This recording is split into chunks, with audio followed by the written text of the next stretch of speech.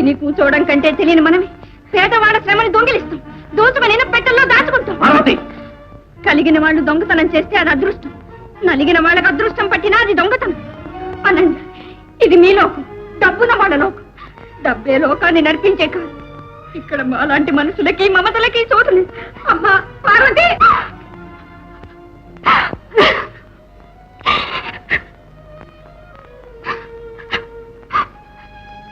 వెళ్దాం పదండి.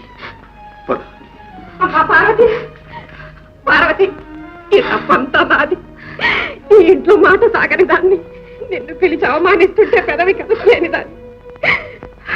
అమ్మా, అయినా తల్లిగా అడుగుతున్నాను, అప్పకాల ఇందాకన్నా ఉండిపో తల్లి. ఉన్నది చాలమ్మా. పుట్టిల్లున ప్రేమ కొద్దీ వచ్చాను, పుట్టడు నింద మూట కట్టుకున్నా. ఇంకెందుకమ్మా పారు, నన్ను దుఃఖ పెట్టిపోతావా అమ్మా? లేదమ్మా, ఇంకా దుఃఖపడకుండా పోతున్నాను. కన్న వాళ్లే చేసిన అవమానాన్ని మింగలేక, అభిమానాన్ని చంపుకోలేకపోతున్నాను. మళ్ళీ ఇక్కడ పెట్టారు కొలుపు. ఏమండి, పార్వతి వెళ్ళిపోతున్నదా? మీరన్నా ఉండమనండి. మనకున్నదే 2 బిడ్డలు, అందులో మళ్ళీ తేడాలు ఎందుకు చెప్పండి? ఉండమనండి, మీ నోటి మీదుగా పార్వతిని ఉండమనండి. ఇంకా మెతుకు లేకపోయినా మీసాలకు సంపంగా ఉన్నాయి, కూటికి లేకపోయినా నీటికి ఏం లోట్లేదు. పోనీ ఏదో ఒక రోజు వాళ్ళని వచ్చి కాళ్ళ మీద పడతారు.